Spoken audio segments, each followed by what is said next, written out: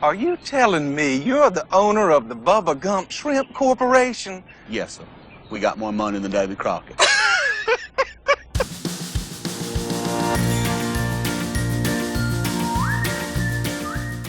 Hi there, and welcome to Baseball by Design. I am SportsLogos.net minor league baseball correspondent Paul Caputo, broadcasting live, as always, from the Sunday Helmet Hall of Fame in my basement in Fort Collins, Colorado.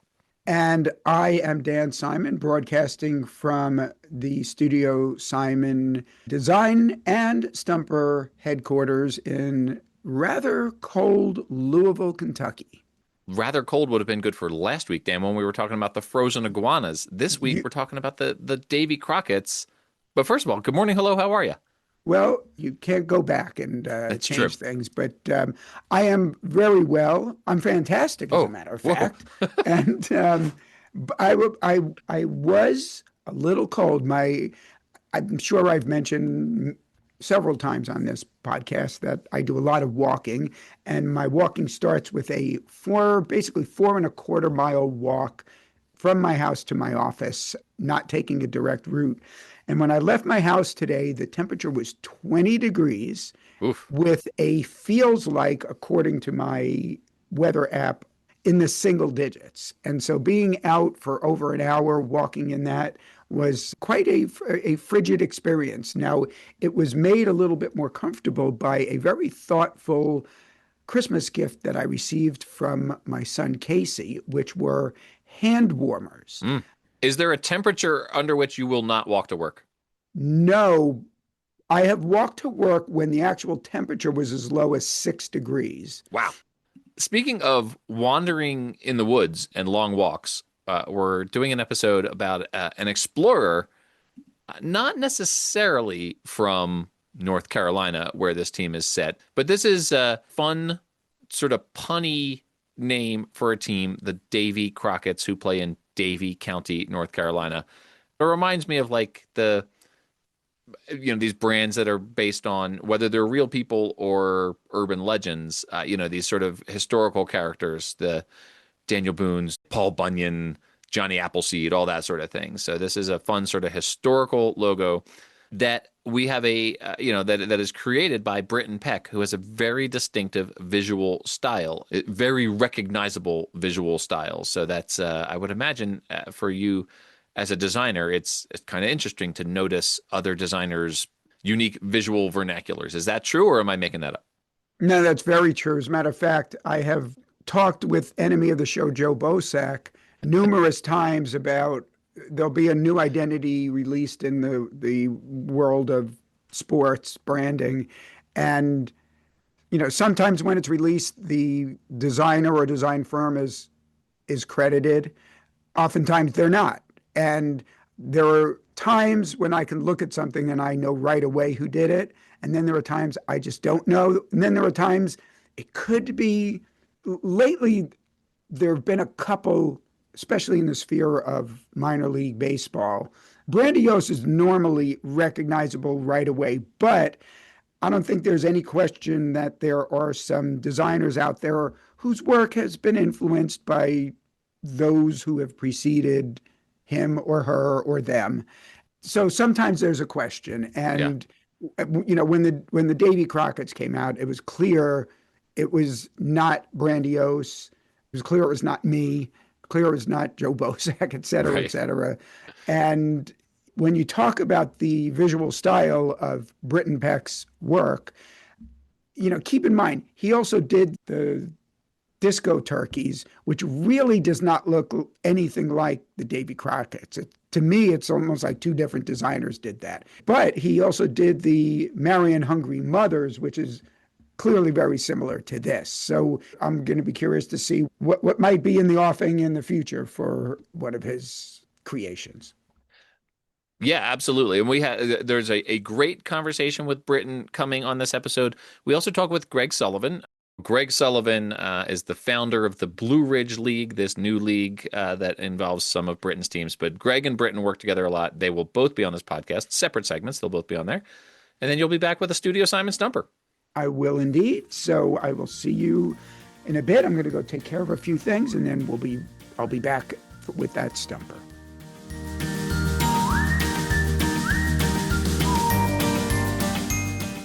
All right, everyone, welcome to the podcast for the very first time. Greg Sullivan, who is the chairman of the brand new Blue Ridge Collegiate Summer Baseball League. Greg, how you doing? I'm doing great, Paul. Thanks for having me. You and I have chatted a number of times before because you've been involved with a handful of teams that have made a splash in the visual branding world, not the least of which I think is the Carolina Disco Turkeys. That certainly put you guys on the map. This Blue Ridge League has a couple other teams that you've been involved with. Help me with the pronunciation here. The Wampus Cats are from what town? Yeah, so they're from the directional for them is Uwharrie, and that's a mountain range east of Charlotte. And they're from a town called Albemarle, North Carolina, which is equally hard to say because it's like kind of sounds like someone has like a food in their mouth when they say it. But Or that's just marbles. how, yeah, that's just, that was some European lord or whatever. That was Right. his. We haven't covered them yet on this podcast, so that sounds like it could be a whole conversation. Yeah. Also, the Marion Hungry Mothers are another team, and then obviously these here, Davie Crocketts. So that's 4 of the 6 teams in the Blue Ridge League. Let's just round it out. What are the other 2 teams in the Blue Ridge League? Yeah, so we've got a team called the Queen City Corn Dogs, and then a team in West Virginia, the Miners. What was the impetus to start this new league? Where what's the origin story for this league that's going to debut this year in 2026?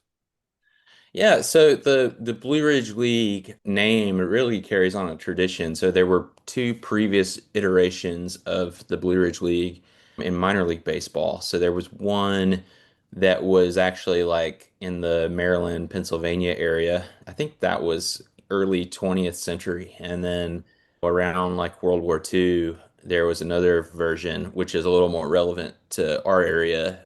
So anyway, we really felt like we had that core anyway with our teams that we had with the Carolina Disco Turkeys, the Wampus Cats, and the Hungry Mothers. We played with the Corn Dogs for a few years in other leagues or as independents, and there are some other leagues around, but we didn't have any that were good fits for us, so we wanted to build that. So that's what we've done. So this league, I mentioned those 4 teams that you all have worked with, that specifically the Disco Turkeys, the Wampus Cats, the Hungry Mothers, and now the Davie Crocketts. We'll be speaking with Britton Peck later on in this episode about the work that he did. He's the artist who has created the logos for all 4 of those teams. He has a very distinctive style. What is the significance to you of these teams having that very distinctive Britton Peck illustrative style? Yeah, I think the big thing is just the teams. We want the teams to feel very curated and like there's more intention behind them. Like we're not out just throwing out a logo. Like there's a lot of thought to a fuller identity of what a team can be. Really like, I mean, ours are a little different than some of them, but a lot of the minor league teams spend a good bit of time making sure, they get something that can represent a town for 365 days out of the year. So that's kind of the idea behind it. We want, just something that we think has good taste, but also that we can grow into. He has also done a couple of alternate identities for the Disco Turkeys, the Camel City Humps, which was a camel throwing a baseball, and the Carolina Yacht Rockers. So a couple of fun ones that he's worked on with you all. All right, let's talk about these Davie Crocketts. The Davie Crockett song, right? Born on a mountaintop in Tennessee. Yeah. He's obviously pretty closely associated with Tennessee. This team is in North Carolina, in Davie County, North Carolina. And you even said in your press release, you said, oh, well, there's actually, usually this part of the country is associated with Daniel Boone, not Davie Crockett. But the Davie, Davie County in North Carolina, the pun was just too irresistible to resist. How did you guys land on this name? Yeah, it was actually as one of our staff members suggested it. I don't know if he thought it was a serious suggestion or not, but yeah, one of our PA guys. So it was Ken, the PA guy with the Disco Turkeys, threw it out. Kind of, he might have been dead serious, but I don't know if he thought we would run with it. So, and we were like, that actually would be really good. but then also we wanted something that would be funny and fun, but also not like all joke. So like we landed on, you know, I mean, I think that was probably my contribution was like kind of like, okay, let's make him something people can be proud of, but also kind of something funny. So like that, and that's where some conversations with Britain was, let's make him surprised, to have this animal that's alive on his head, right? So his coonskin cap is more than just a little skin. It's a living animal. So like his facial expression isn't like dope, I'm a dope. It's more of like, oh my gosh, there's something, alive on my head. So I think that's where we were pretty excited. So the Rocket City Trash Pandas, Uh-huh. the Hudson Valley Renegades, and the Quad Cities River Bandits are the three raccoon-based teams that I can think of in affiliated minor league baseball. They're all fairly successful with their branding, right? Like those are Yeah. long-standing. Obviously, the Trash Pandas are, one of the most famous brands out there. So there's a storied tradition of raccoon characters in minor league baseball branding. This character here, like you said, it's not just a coonskin cap. It's a living raccoon creature on Davy Crockett's head. How much significance is this raccoon character going to have compared to Davy Crockett himself? As you tell the story of this team and this brand. Yeah, I think that's going to be something interesting for us to figure out. But I definitely think, kids will respond really well to the raccoon character. I have a daughter who is 10, and she was, when she found out about it, she was very you've got to like have stuffed animal raccoons. You've got to have the raccoon mascot. So we'll certainly, I think it could end up being something where we'll have two mascots, like a character and then a raccoon, but I think it's still to be determined somewhat on how much we play up one or the other or both. Obviously, we've sort of touched on it a little bit here, but the name is a play off of the fact that you're playing in Davie County. Like I said, Yes. Davie. Davie Crockett spells his name Davy. Was there any conversation about like, okay, what do we do to make these work, or was it just hoping that people got it? Yeah, it was mostly hoping that people got it. We definitely like talked to some stakeholders and stuff just to make sure, we definitely want to make all the entities in the market, get some spotlight. So we certainly want Moxville to it's a town of Moxville facility. They've really rolled out the red carpet for us and have a nice park, nice facility. So we definitely want to play up Moxville too, but we just couldn't pass up the name. So it's a little bit of a unorthodox approach, but everyone agreed the name was just too fun to quibble over. I had to look it up because when in the press release you're talking about the team, the Crocketts, like Crockett Mhm. is a noun, and that's like you've got Davy as the directional, and then Crockett's is the name of the team. A Crockett, a noun with one T rather than two, is an ornament, usually in the form of curved and bent foliage used on the edge of a gable or spire. That sounds like an alternate identity dying to be made right there. An ornament, Yeah. usually in the form of curved and bent foliage. Yeah, that is unusual. And Yeah. it Have you makes me looked that up? wonder. Is that something that was on your radar? What a Crockett actually is? No, but I think that could be one of those situations where, your phone will autocorrect or something like that. So, Right. I think there's always like when you're getting used to the name, like making sure you're spelling it correctly every time because, Right. Davy Crockett will sometimes autocorrect and, so we got a lot of that to deal with. Yeah, I'm sure you do. Yeah. I did find a crochet pattern for a Crockett leaf. You never know where these conversations are gonna take us here. I am curious about, like we were talking about Davy Crockett being more closely associated with Tennessee, and Daniel Boone being more sort of in the North Carolina region. And you mentioned that like in the press release proper. So you guys are obviously not shying away from that. But The larger context is that it's, he's this rugged outdoorsman, and that's reflective of the culture in North Carolina in this area where you guys are going to be playing. What is it about that area that made you want to emphasize, that aspect of it with this brand? So Daniel Boone lived in Davie County for 21 years. It's actually the the county where he lived more than any other place. Okay. So it's when I say he's more closely or connected to Davie County, I would say that's an understatement. I think they're probably two larger than life characters that are often conflated, and their lives overlapped a little, but I think Daniel Boone would be an earlier time period. But yeah, I think people still conflate them partly because of how larger than life they were, like whether it's wrestling a bear or, fighting at the Alamo and just all the stories that have come out of these guys' lives. Davy Crockett even was in Congress Yeah. and seemed to be one of the first major celebrities. I mean, I think there's that kind of weird celebrity entertainer public figure mixed with this folklore stuff. Like you hear like the walk to school barefoot both ways Right. stories from your grandparents, but these guys are like another level of like fighting bears and very interesting characters.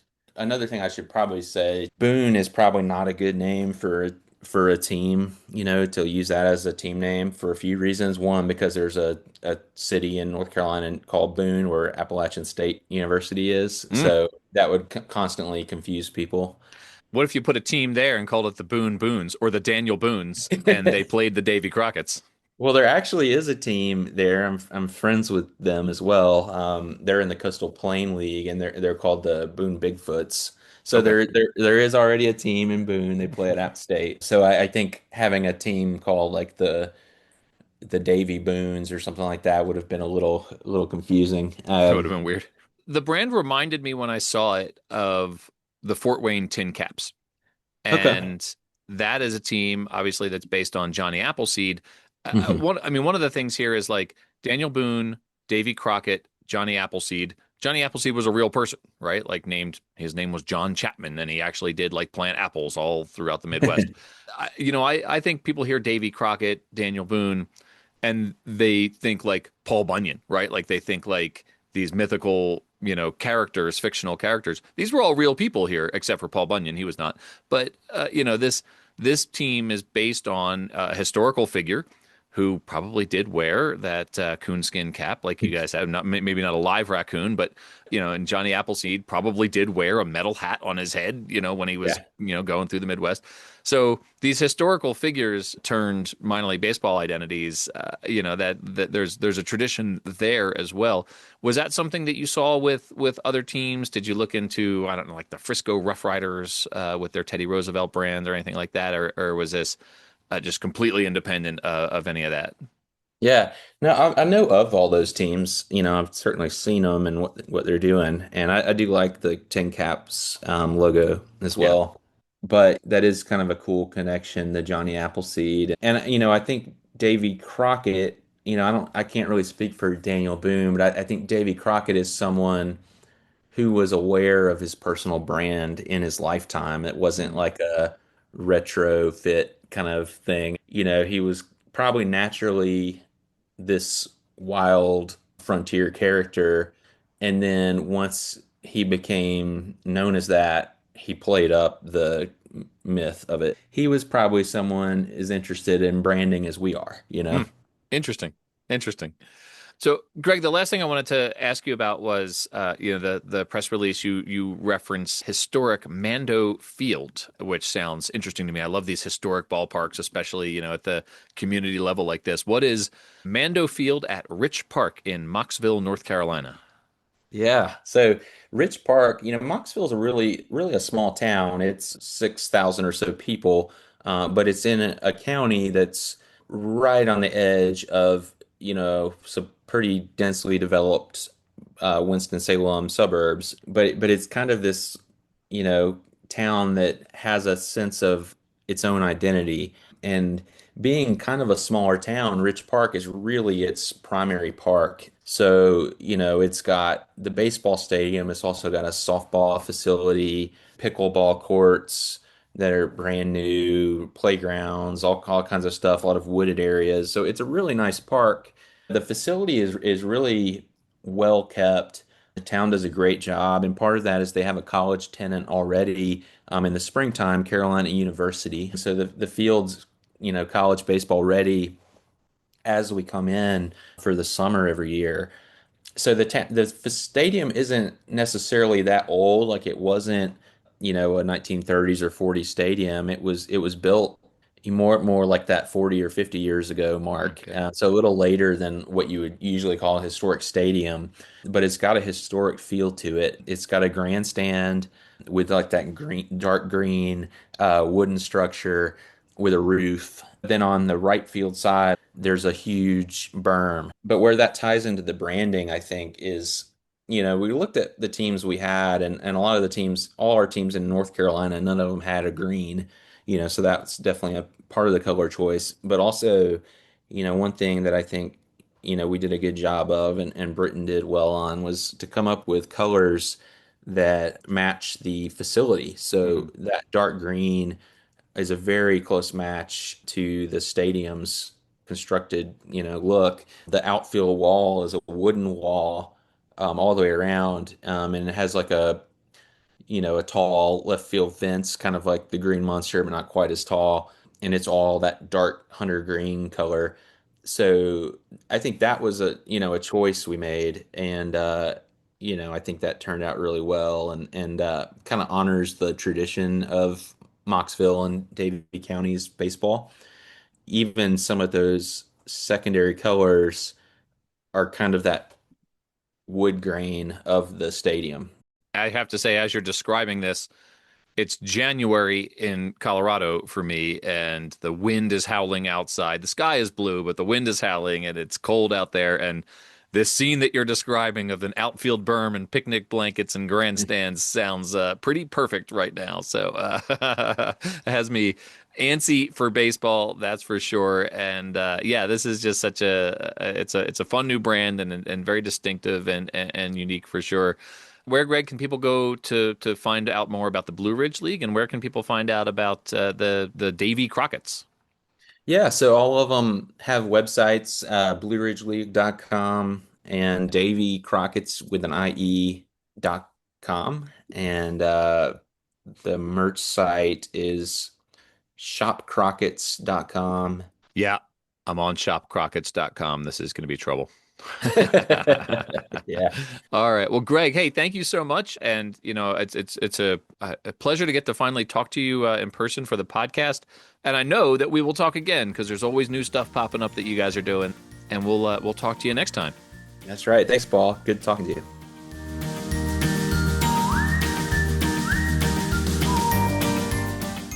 All right, everyone, welcome back to the podcast, Friend of Baseball by Design. Britton, I think you've been on enough now that you are Friend of Baseball by Design. Britton Peck, who is the artist illustrator responsible for the Davie Crockett's logo. Britton, how are you doing? I'm doing great, Paul. Thanks for having me back, and it's good to see you. It's always good to see you. Folks may remember you from, we talked about the Carolina Disco Turkeys, and of course the Marion Hungry Mothers. That was a fun brand that you did. Obviously, this episode is about the Davie Crockett's.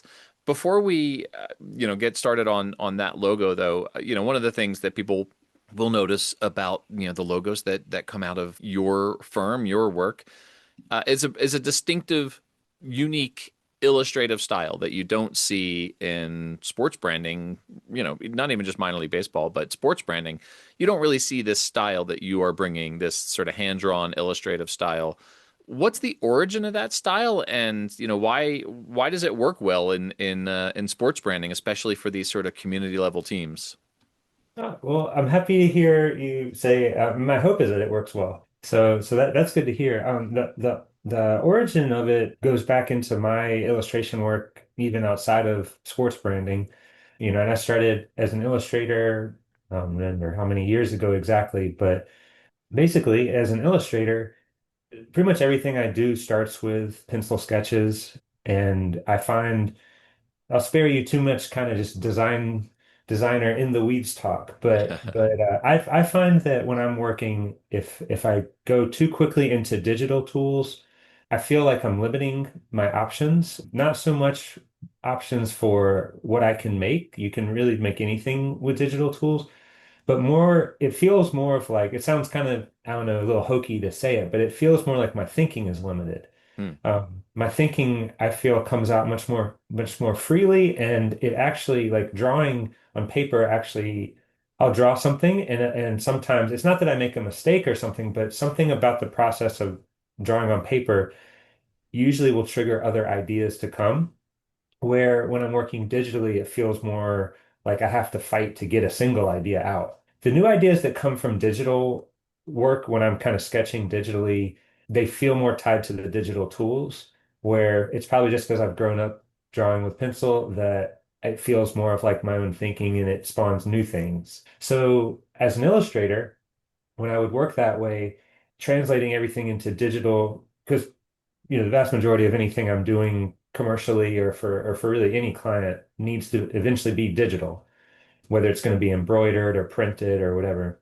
So I found that the more I could kind of marry some sort of peaceful relationship between liking to start with pencil, but needing to create a digital product, the happier my work would kind of stay throughout. So I looked for this way of keeping my hand drawing in a digital format, and that's kind of led to this look that I have. And so with applying it to sports branding, Greg and I both really love stuff that is now considered outdated and kind of bad design. Um, Especially with the Crockett's one, there's a I don't remember what year. It's from the 60s, I think. The Pittsburgh Pirates have a logo that it's got a guy who, if you were to ask a person to actually sit and pose maybe for a logo, he looks like the last person you'd pick. His nose is really big and chunky. He hasn't shaved. He looks a little confused. And Greg and I love that logo. We love that that got made, and we love that they actually used it at some point. And we look back at stuff like that, and we just see a lot of fun and a lot of character. And there is, like you're kind of implying, there's kind of a look to sports branding, Mhm. and we really like to throw that off. We like to make things that feel, like they do kind of make you think, hey, does that work with sports branding? So anyway, that's kind of our and kind of become my kind of approach to it. Well, you're dovetailing into the next thing I wanted to talk about, which is this character, the Davy Crockett character. I have a couple of questions about him. The first one is, did you actually research Davy Crockett? I don't have any sense for like what Davy Crockett actually looks like. Is this illustration based on, a resemblance of Davy Crockett, or is it meant to just be sort of a generic frontiersman? Definitely more of the latter. And that is very uncharacteristic of my work in general. I, if anything, tend to over research and over study. I really love, when I'm doing illustrations for other clients, I really love that part of the process where, because usually I find I get so much, when you go beyond what you expect or what you think you find so much more interesting stuff. Like, for example, the disco turkeys, a single image that I found online of a peacock flying, I saw that the feathers under its wing were orange. Hmm. So that's what led to the team colors. Before that, all the early sketches for the disco turkeys were blue and green. Hmm. And because if you look at a peacock, those are the primary, main colors of feathers you see. But it was just this sort of like looking through doing a really in-depth photo search for them, and I found this one with orange feathers, just kind of you don't see peacocks flying that often. And so, yeah, I love pouring into stuff. This team, though, for a few different, I guess, practical reasons, I went with about as much research as you just gave, which is I've seen the Disney stuff, I've heard of Davy Crockett, I've heard the song, and I was like, I'm just gonna go with that. Primarily, the reason that I kept it so shallow with this one is because the name itself is kind of a big joke in a way. Hmm. And what I mean by that is when Greg first told me that he was, starting this new team, they're going to be in Mocksville, North Carolina, which is in Davie County. So Davie County is not named after Davie Crockett. It's actually spelled different than Davie Crockett spelled his name. So it is very clearly not Davie Crockett. So the fun of it is just that we're naming a team after a person that really doesn't have much to do with Davie County at all. So because of that, I kind of when he told me, here's kind of the new team, what do you got with it? I did know that Davy Crockett in the films and that kind of his legend, he wears this, raccoon hat. And I thought, well, that's a really noticeable, identifiable feature about him, not knowing or really even honestly caring too much about what he looked like. So what that kind of turned into was that when you think about what the Crockett's, so it's the Davie, Davie County Crockett's. So the team is really the nickname is the Crockett's. So Crockett is kind of what we decided was going to be the raccoon. So he's kind of the main character. And so when I started to think that way, it made me think, well, what if I have a two character mascot? Like I just thought I'm not familiar with, I mean, I think I've seen some maybe Olympic or World Cup mascots where there's kind of a twin character, Hmm. but I just thought it'd be kind of fun to have this as if Davy Crockett's hat didn't die, when he made the hat. It was still alive. And so he Right. put a live raccoon on his head. Um, it's like starting with the ridiculous idea of naming a team after a person who has nothing to do with Davie County. It just that started to feel more appropriate. So just to keep kind of the ridiculousness going.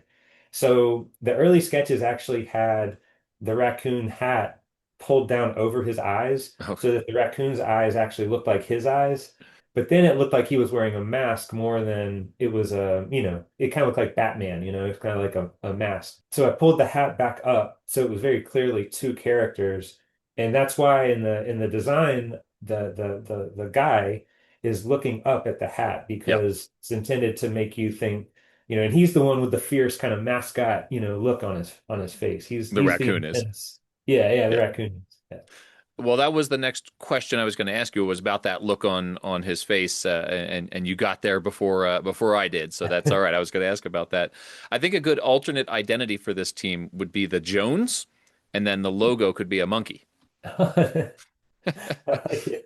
That's my hilarious Davy Jones joke. That's that's a timely reference. That's what 70 years old, maybe I don't know.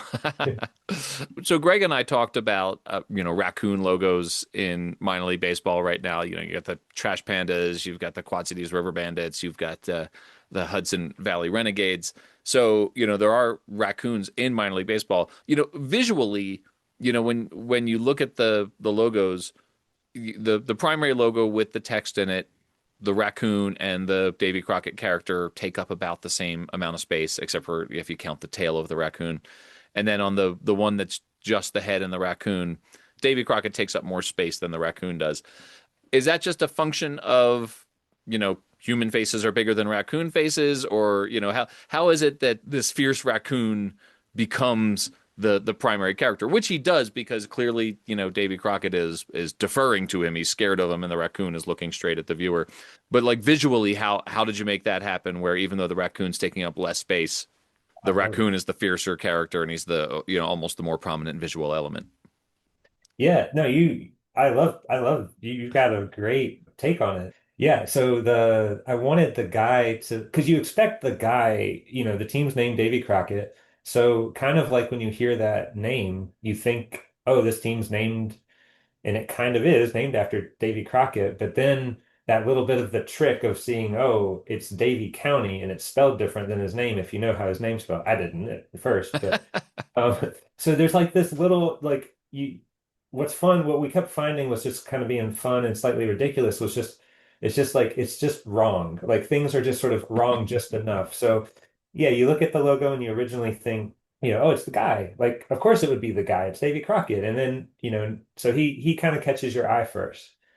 Also, too, design wise, he's got kind of peach colored skin. So on a dark green, he's gonna stand out more. So yeah, he's definitely intended to catch your eye first and kind of make you think he's the star. But then, yeah, because of him looking up and then the kind of the contrast with Crockett, the raccoon's facial expression, you kind of realize, oh no, he's thrown off by this too. So Yeah, you described that kind of the way it's read. That was definitely my intent with it. And having the human character be larger helps you kind of look at him first. Yeah, and his eyes looking up draw you to the raccoon as well. So that's absolutely. You were talking about the disco turkeys. You were on an episode of Baseball by Design when we talked about the disco turkeys. When you compare the disco turkeys logo to others that you have done in this Blue Ridge League, this new Blue Ridge League, and obviously these were done before the Blue Ridge League existed, so you didn't know that they were necessarily all going to be sort of in one place like this, which is, I think, pretty cool for you as a designer to have several of your teams all in this one new league. But the Yeah. disco turkeys had less of the sort of hand drawn quality. Still very different from other work that's out there in minor league baseball right now, but it was less hand drawn. And then when you did the Yacht Rockers alternate identity and you did the Hungry Mothers and now this Davie Crockett's, you've really leaned into that sort of hand drawn style. Is that a function of feedback that you're getting? Are you hearing like people are responding positively to the Hungry Mothers, to the Yacht Rockers, and you're going to lean into that more, or is that just sort of your personal style developing as you're creating more of these logos? Oh man, that's a cool question. Probably less about feedback, and in a way, because the Disco Turkeys was so popular. If anything, it might have even encouraged me to stay more with that, Mm. stay less hand drawn. But I think even though, like you called out, that it's not as kind of like hand drawn and it's like kind of aesthetic, Greg and I both really liked that it was it was just sort of a little non-traditional in a lot of ways. Like it did some things that others didn't. It had a character that felt old school, like not the Peacock character, but the design's kind of sensibility felt. And then when we started on the other team brands, we always look back at old things, and it brought up this idea of making things that feel like we really love things that just have a lot of personality, even if they're not made in kind of the what's become kind of like the standards of beauty of good design now. Things that go away because they're problematic or, that needs to happen. But Hmm. there's things that seem like they go away, not necessarily for like a great reason. Like, I'm thinking about the Minnesota Twins have this really great, I think they use it as a sleeve patch of the twin characters, shaking hands. Those things are awesome. And so, it may not make a great hat because it's got more intricacy to the design, but it's hard to imagine a team like if an expansion team started now, it's hard to imagine, a designer one maybe drawing that shaking hand Twins logo, and then the team being like, yeah, that's the one. Yeah. Um, and we really just like it's sort of I think in Greg's kind of ongoing mission, like everything he's really kind of seems to do is motivated by just like catching people where like almost giving people permission to have fun.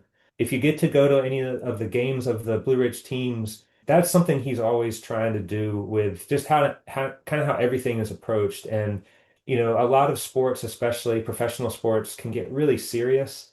And it's cool to see things like the Savannah Bananas. They've kind of got their own style of how to kind of make sports fun. Hmm. That's a little different than what, Greg's up to. But this idea that it's still just people playing a game and that we're kind of allowed to have fun. And so all that to say, our design choices have kind of gone towards like, well, let's keep, humanity, let's keep Mm. humor. Let's lean into that. And so as I worked on these different teams, the hand drawing style we found kind of helped connect to the past and helped us just kind of keep things not feeling too formal, too stiff. When I went to a game in Minnesota, I absolutely sought out one of the like the Minnie and Paul t-shirts, right? Like I was like I need to buy a t-shirt because I'm at a baseball game. I've never been here before, but I didn't want to. I'm just, I'm a Phillies fan. I'm not going to walk around wearing twin stuff. But this like retro Minnie and Paul shirt was great. And then the Phillies, like I said, I'm a Phillies fan. The Phillies had Phil and Phyllis for a very brief time. Oh, yeah. I think they were meant to be siblings. So anyway, yeah, it's I do love those characters. I do wonder when I think we may even be seeing it with Minnie and Paul already, but like I wonder when like Phil and Phyllis, Minnie and Paul will be back in style again, when that era of retro will be cool again. I do have one last question for you, and then I'll let you get out of here because I've kept you longer than I said I was going to, as always. But this connection to the past, one of the things I really like about this logo that Greg and I touched on a little bit when we were chatting is that the color system derives from the ballpark itself, this historic ballpark, which is not as historic as I thought it was when he and I first started talking about it, but it's roughly as historic as I am. So I think it's fairly historic. But working with a color palette that derives from a pre-existing physical structure, how does that work for you as a constraint or an opportunity in terms of creating a design system for this team? Oh man, I'd probably say it's both of those. I see it as both a constraint and because it is an opportunity, so it doesn't feel like a negative Mhm. constraint. Like, oh man, I gotta work with that. We did have a team, another team, the Wampus Cats, and they play in a stadium that is owned by the city of Albemarle, North Carolina, and it had a lot of blue pads and paint, kind of throughout the stadium. And we didn't want to make the team blue. We for other reasons, we just wanted the Wampus Cats to feel as like, for lack of a better word, wampy as possible. And we wanted to define what wampy meant. To us, it meant brown. It meant really kind of funky and like, it might feel a little old. It might feel a little dirty. It might feel like you just pulled it out of, the storage closet, but we're going to wear it for the day's game. So we went with brown and yellow, like the old Padres was kind of the inspiration for that. So they played in that stadium, and then the city loved it, and they wanted to kind of adapt the stadium to kind of include those colors. And so I saw, and I appreciate that they did that, and we got to do some really cool things with some padding that's now in the stadium and some seating and stuff like that.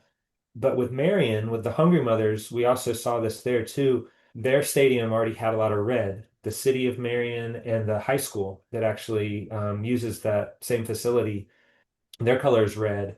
And so it almost felt like it would be a little presumptuous and pretentious to come in and be like, all right, your high school's red.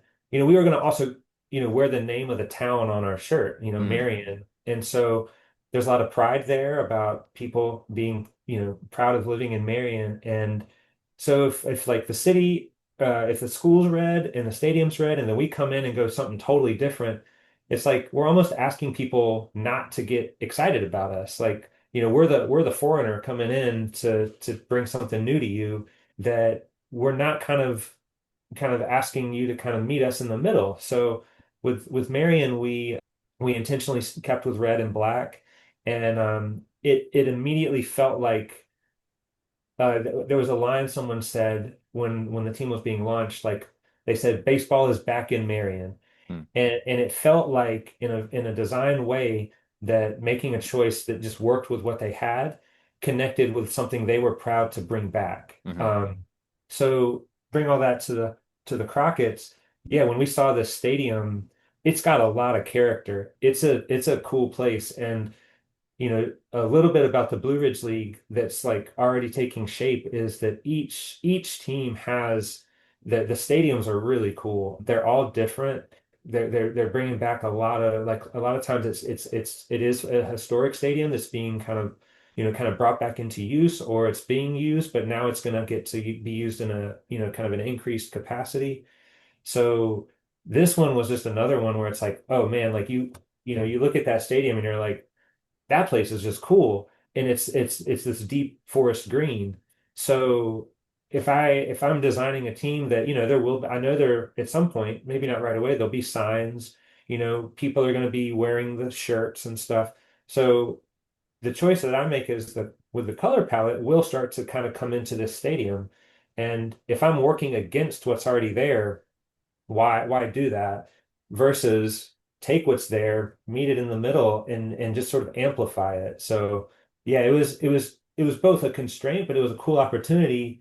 And then it just sort of led to the question of, all right, if it's green, how do I make the Davy Crockett's, like what do the green Davy Crockett's become? And what that led to it also goes back to this, the color of the design, making his skin this kind of peach, made him pop out of that dark green. Hmm. And then Crockett, it's kind of this tan gray brown, and he kind of recedes a little bit, but which is exactly what I wanted. I wanted him to feel a little secondary, but then his intense look shows you, okay, he's the one that I got to worry about. He's the tough guy.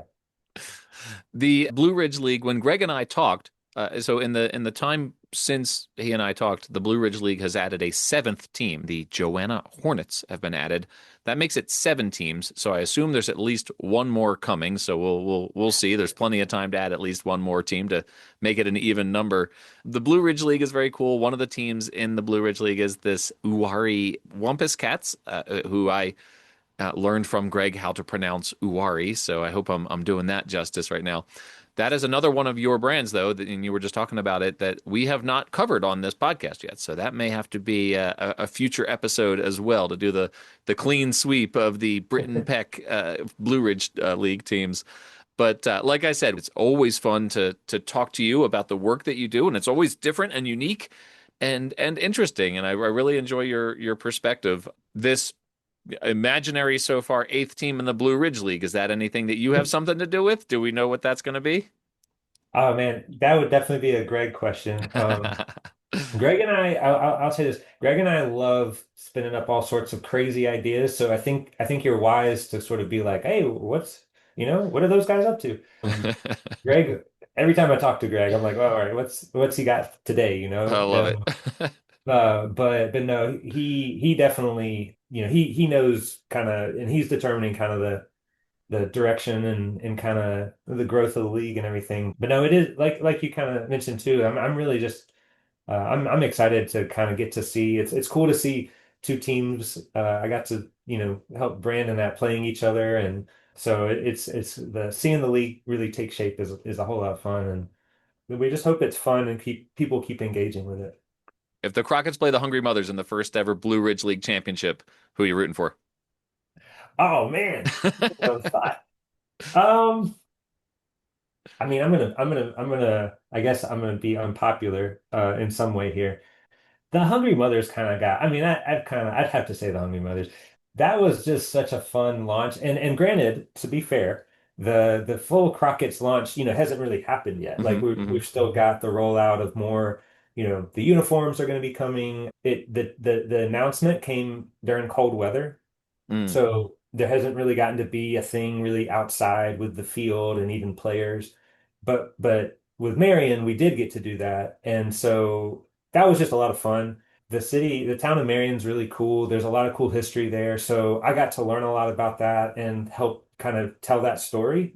So if you're gonna make me choose, I'll keep going for the Hungry Mothers on that one. But to be fair, Knoxville and the Crockett's haven't really had their fair chance to tell their full story yet. Well, kudos to you for not just saying, I love all my children the same. I would just, be happy to be there. So I appreciate that you actually picked one. So Hey, man, it's gotta be a good sport. awesome. Britton, this has been a ton of fun. Where can people find the work that you're doing? As we said, you do a lot of work that is not necessarily sports related or at all sports related. So you've got a website, you've got social media. Where can people find the work you're doing? Oh, thanks for asking. BrittonPeck.com is my website, and then just at Britton Peck. And like you mentioned earlier, I've got a funky spelling. It's just like the country, but with 2 T's. 2 T's instead of 1 for Britton Peck. Britton, thanks so much. Hey, we'll see you next time. Awesome. Thank you, Paul.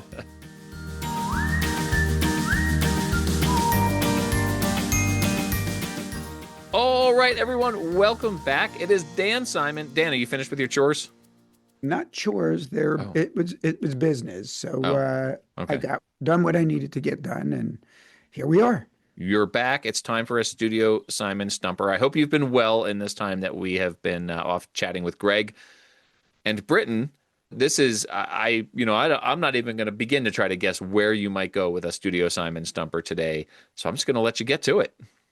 Okay. Well, you had mentioned in our intro talking about identities with famous historical figures, which this is certainly falls into that category. So our studio assignment stumper today asks, if somehow the following historical figures were still alive, which team would have the oldest? Okay. Okay, would it be the team featured in today's episode, the Davie Crocketts? Okay. Would it be the Fort Wayne Tin Caps? Or would it be the Fredericksburg Nationals? And let me just specify with the Fredericksburg Nationals, they have both George Washington and his mother, Mary Washington, as part of their brand identity. But for the purpose of this question, we will go with George Washington as the historical figure. So the Davie Crocketts, the Fort Wayne Tin Caps, or the Fredericksburg Nationals? All right. So I believe that Davy Crockett was like late 1700s to early 1800s, which would make him younger than George Washington, right? Because he was the first president. That would have been 1776, right? Like so George Washington would have to be old enough to be president in 1776. The question was, the Fort Wayne Tin Caps, when was Johnny Appleseed dancing across the Midwest? Was that before or after the founding of our nation? I'm going to say that George Washington would be the oldest, and that Johnny Appleseed and Davy Crockett, who were both real people. Johnny Appleseed was named John Chapman, and he was a real person. I'm going to say that he would have been younger than George Washington, so I'm going to say George Washington would have been the oldest. Okay. And Paul, you are correct. All right. Okay, you immediately identified Davy Crockett as from the late 1700s, early 1800s. Specifically, he was born in 1786. Okay. Okay, Johnny Appleseed. You also kind of got that one right. That he was in the middle. He was born in 1774. Okay. And of course, George Washington had to be born before 1776. And it was more than 2 years before, as Johnny Appleseed was born. Otherwise, he would have been 2 years old as the first president of the United States. Right. And George Washington was born in 1732. So okay, very, very well done there, my friend. That was actual sussing on that one. I had to like tap into like, what do I actually know about our nation's history? So in this, our semi-quincentennial, Dan, I am relieved to have gotten that one correct.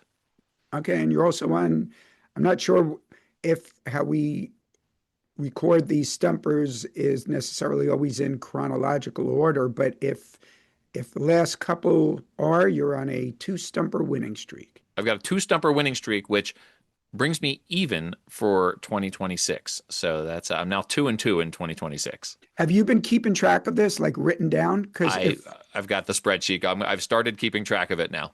Okay, good. Yeah. And then if somebody can get on doing the almost 3 years worth of stumpers that preceded that, we really 4 appreciate years. that. Well, I'm up to stumper. Oh, that's right, because we didn't start the stumpers right away. That's right. Right. That's I think right. I started about a year in. Yeah. We need what we need is for listeners who if you're catching up on this, like let me know as you're listening to episodes, like what the episode was and did I get the stumper right, and I can fill in the spreadsheet, because it would actually be really fun to know my all-time stumper record here. And then someone's going to have to listen to that like 24, 25 New Year's episode that we did, where we did like 9 stumpers in one episode. So.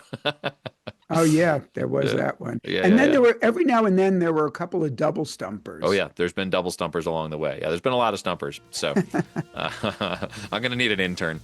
Hey, Dan, speaking of stumpers, we'll see you next week for another one. Thanks so much. As always, this was a fun one, and we'll see you next week. Sure, they're always fun when you win. Hopefully you win again next week. I'll see you then.